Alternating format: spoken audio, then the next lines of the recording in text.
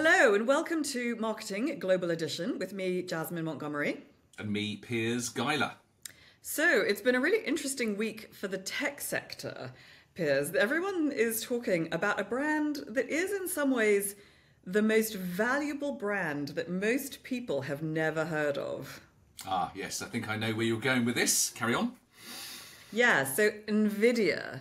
Yeah, now if you work in the tech sector or you're a gamer, you probably do know the name, but I bet most people on the average high street don't. And, can you tell me exactly what they do? I 100% cannot. No, well, it's interesting because the brand is worth over $200 billion. The business itself is worth almost $1 trillion. According to Kantar's league table of the top 100 brands by value, Nvidia is actually the 6th most valuable brand in the world after Apple, Google, Microsoft, Amazon, and McDonald's. It's interesting, isn't it? Because everyone's heard of all those other brands, but has everyone heard of Nvidia? Yeah, I think that's, the reason we want to talk about it today is because it's such a huge news story this week, but there is this kind of awareness gap, and I think that's super interesting.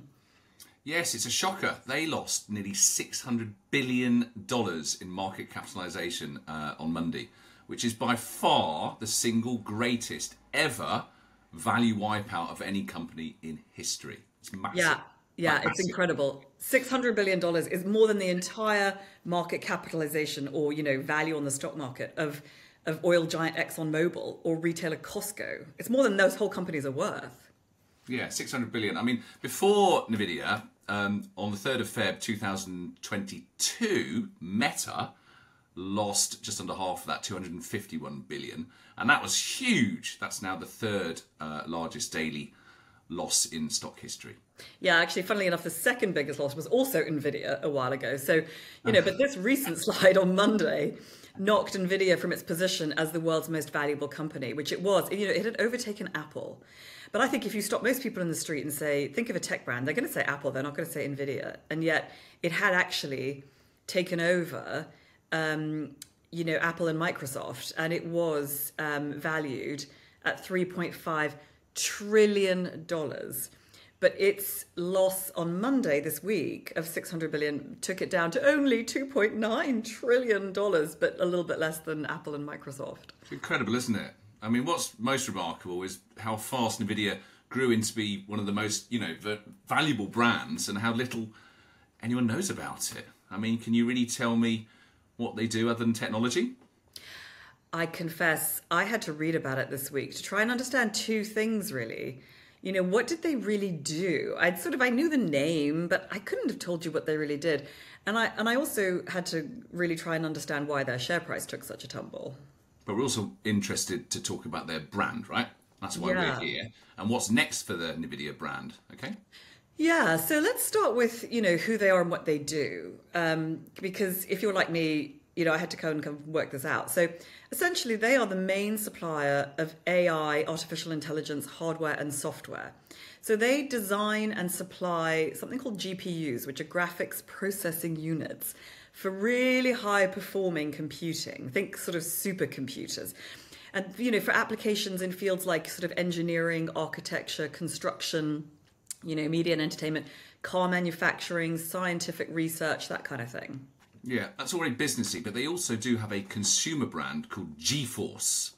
And that's a line of GPUs used in gaming, etc. So, the gamers out there will have heard of things like Shield Portable, which is a handheld game console, Shield Tablet, a gaming tablet, and Shield TV. So, actually they also have a cloud gaming service called GeForce Now. Yeah, I've asked a lot of people if they've heard of Nvidia, and a lot of people said no, but my son said no, but he definitely knew GeForce because he's a gamer. So interestingly, in 2023, Nvidia became the 7th public US company to be valued at over $1 trillion. So it joined the $1 trillion club. And its valuation has just, increased really rapidly since then because of the massive growth for their computer chips with AI capabilities. So there's been this huge AI boom. And they are kind of the main suppliers of these AI, chips, or these chips that people use to create AI. So in June 2024, for one day, Nvidia actually overtook Microsoft as the world's most valuable publicly traded company with a market cap of over 3.3 trillion. Okay, so what caused it to lose 600 billion on Monday? So basically, Nvidia makes all its money from companies. It's a B2B brand, from companies like Facebook parent Meta, like Tesla, ChatGPT maker OpenAI, who buy its chips to create AI. And an Nvidia chip sells for like up to $25,000 a piece. But on Monday, a Chinese company called DeepSeek, which is a bit of a kind of rival to ChatGPT, announced on Monday that they had created a new AI model, which they say, yes, it was trained on Nvidia GPUs, which is like everybody, but that they only spent 5.6 million on Nvidia's tech, which was much less than previous AI providers. So if American companies can kind of copy DeepSeek's approach to developing AI with much less investment in GPUs, with cheaper, fewer GPUs, then Nvidia's future revenue and profit plans could be at risk. Okay, so that explains the drop, but from our perspective, we're interested in the branding aspect of this. Now, Nvidia's brand has been valued by Kantar at over 200 billion. It's a lot of money, this, isn't it? It's all such a lot of money. But anyway, so the brand's valued at over $200 billion. Do you think that brand value diminished this week along with the stock?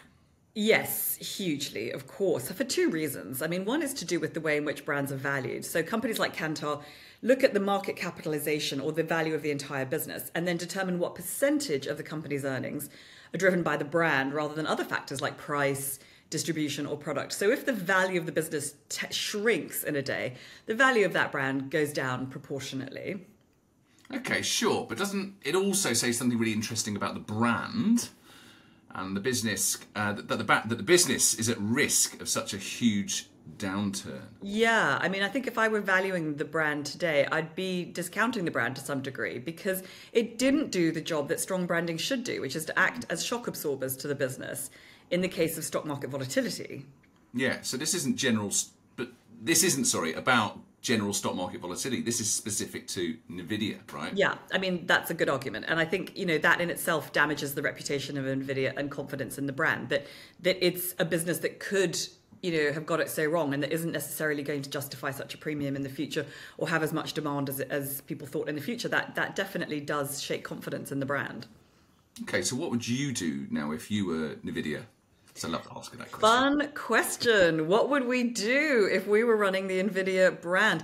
That is a brilliant question. Let's each pitch an idea to our lovely listeners. But first, let's go to a quick break. We'll be back in a minute with brilliant solutions as to how to turn this around for Nvidia's brand. We'll be right back. Marketing Global Edition is sponsored by Adsy, the ad generator for small businesses that serves you effective and affordable ads in seconds. And by 7 Brands, the international advertising and branding agency that has worked with clients around the world from Coca-Cola to Facebook. Okay, we are back and talking about Nvidia, the company that lost $600 billion on Monday. Just before the break, Piers, you were asking a great question. Yeah, so what would we do if we were in charge of Nvidia's brand today? Yeah, so imagine you're head of brand, not the CEO, okay? Okay, well, that's a huge relief because I'd have become 21 billion poorer on Monday, as did Nvidia's CEO, Jensen Huang. Huang, yeah. So his net worth actually fell from 124 billion to 103 billion, poor dear, according to Forbes estimates. Poor fellow. I bet he's really upset about that. I bet he is really upset about that. He probably is, weirdly. I mean, how many billions does one CEO need? Okay, so I'm going to think as the head of branding and marketing. Correct? Yes. So imagine you're responsible for deciding what Nvidia does next in terms of brand strategy and advertising, not PR. That's someone else's job. Yeah, okay. So I'm not responsible for PR spin or damage limitation to investors, anything like that. But I would be looking to shore up the brand hugely for the future. I mean, I think it's true to say that Nvidia is not a household name the way McDonald's or Apple are, right? Do you think that it's important for a brand that is business to business to be a household name? Yes, absolutely. I'm going to argue yes fundamentally on that one. And I'd be looking at doing an Intel Inside strategy. Okay, interesting. Tell me more. Okay, well, the Intel Inside campaign was launched way back in 1991, but it was groundbreaking.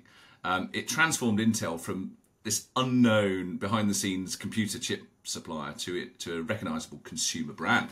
Yeah, okay, I remember that. Brilliant. Yeah, so the 1991 Intel Inside campaign revolutionised marketing in my mind by using what's known as ingredient branding. Yep. So they promoted their chips separately from the final product. Yeah. So they had simple messaging and they had sonic branding. I'll give everyone a minute to hum that because I think everyone should still know it. And how does it go? Piers, go on, give us a little tinkle. Hum it for us. Ding ding ding ding. Very nice, thank you. So bad. Anyway, they had strategic partnerships with all the PC manufacturers out there, and Intel made its name synonymous with quality. If you had the Intel sign on your computer, you know, it really was quite something.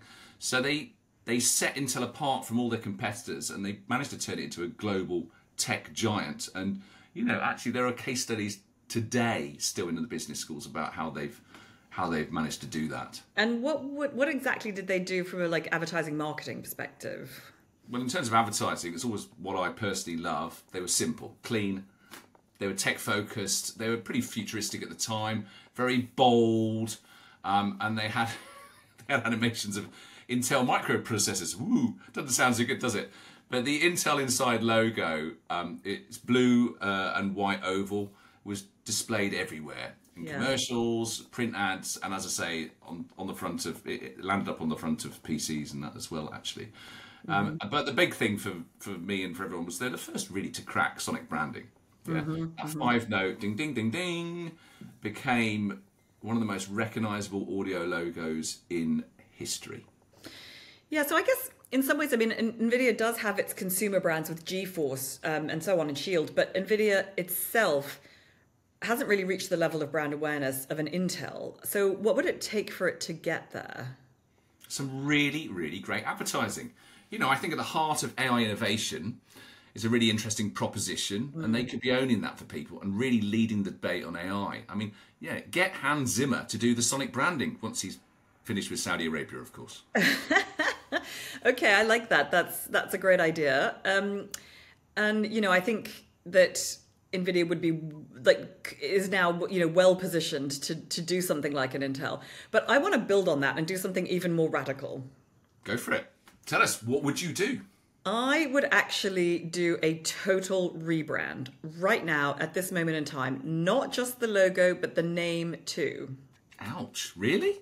You would throw out a 200 billion brand name? Yeah, because I don't believe that's really what the brand is actually worth today. I know that's what, you know, the league tables say, but I don't really believe it. And also because this is the perfect moment to rebrand. How so? Okay, so you know that the best time to plant a tree is 20 years ago, right? Like, that's what everybody always says. But if you can't do it 20 years ago, then today, right? So the best time to have created a terrific brand for a $1 trillion company was in 1993 when the company was created. And I love the story because the three guys who created it, Jensen Huang, 𝐓𝐿𝐦𝐻𝐿, and Curtis Preem, were sitting in a Denny's in America, and they just kind of came up with this idea that they were going to do sort of chips to do supercomputing. And they created a fantastic company. I mean, I cannot quibble with their ability to do astonishing tech. But I don't think that Nvidia is a great brand. You don't think, yeah? Okay, No. well, I understand that Nvidia was set up originally to quote, to create a chip that would enable realistic 3D graphics on personal computers. And they basically got lucky with the AI revolution that created such huge demand for computing power. Well, yeah, I mean, Nvidia sort of deny that it was kind of an accident, a fortuitous accident. And they say that they foresaw the future potential application of their super processing power, which was originally created for gaming. But they say they foresaw its potential for AI, and so to a large extent kind of predicted the AI tsunami. But in any case, like, I take issue with their brilliance when it comes to branding. So I think the company has done so well in spite of their branding, not because of it. And, you know, that happens when there are these sort of gold rush moments. I mean, there are lots of, you know, oil companies or telco companies that kind of got rich just because it was such a phenomenal product in spite of rubbish branding. But I think it makes it all the more important for Nvidia to consider if the tailwinds of the AI gold rush, which have propelled them, are actually not going to be as fabulous as they have estimated, which is what came out on Monday, then I think they need to invest in branding. So you're talking about real branding, complete rebrand, name change.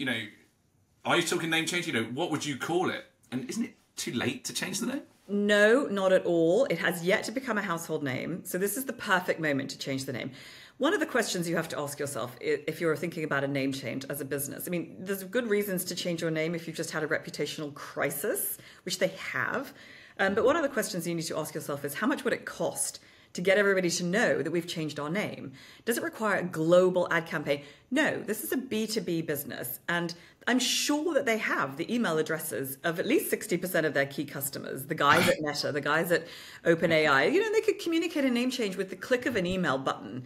They could just send a little press release to papers like the Financial Times. They could just ring up their 10 customers who make them 80% of their money and say, hey guys, we changed our name. It's easy. I do agree with that, but anyway, I shouldn't be agreeing with you. What's wrong with Nvidia? Well, you just made the point for me partly. It's kind of hard to pronounce. It's like a little weird. But okay, let's assume that they have all the great global trademarks. So, which is my main, as you know, if you've listened to this before, my main thing is, do you have the trademarks? If so, I don't really care about all the other subjective stuff. People may say, oh, it's a little hard to say because it's got too many consonants. I don't care. If you have the global trademarks, there's nothing intrinsically wrong with it. Except that now, when you Google Nvidia, you immediately get a story about a company losing $600 billion, which has got to be bad, surely. Well, why do they call it Nvidia in the first place? Does it stand for something? Is there some sort of history behind it? Because it is quite a mouthful. Yeah, so initially it didn't have a name, and the co-founders named all their files NV, as in next version. So then when they had to incorporate the company, they decided that they liked this NV thing. This is how so many company names get started. Honestly, some of them have the silliest reasons, but it doesn't really matter.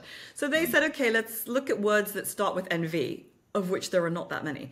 And at one point they wanted to call it Envision, but that name was already taken by the manufacturer of toilet paper. It doesn't seem like a great name for loo roll, but anyway. So apparently Huang suggested the name Nvidia, kind of as a derivation of invidia, which is the Latin word for envy. Well, I quite like that. Nothing wrong with that logic. No, not really. But, I would take this opportunity to change the name and shed some of this recent bad publicity. I'd also be going for a much better logo. Fair. Okay, so the current logo is a bit like a green eye sitting on top of a green box. Yeah, it's just hilarious. It's so funny. So they adopted their first logo in 1993, and it was pretty much the same thing. The idea behind it is that it's basically a visual metaphor. So it's an eye that sees everything. So the eye of Nvidia is symbolizing this kind of constant search for innovation and eye on the future. I love those stories behind logos, and then you look at the logo itself and you're like, really? Anyway, personally, I think it's a bit of an odd logo. It's a green eye, like the green-eyed monster after which it is named. Envy. Envy is the green-eyed monster. In some ways, I slightly take my hat off for them for daring to invoke the idea of a monster in their logo. That just makes me start thinking about the energy drink Monster. Yeah, and I think you can get away with a lot more when you're selling an energy drink than you can when you're selling $25,000 microchips. I'm not sure that you want to go being like green-eyed monsters or anything to do with expensive computer power. Well, I suppose a lot of people don't think about that. For most people, it's just an eye. So, what's wrong with that? Okay, well, nothing inherently. So the idea is fine, but the execution is terrible. The logo is so dated. It looks like it was drawn by a graphic design student in the 1990s. It's unbalanced. It's just so terrible.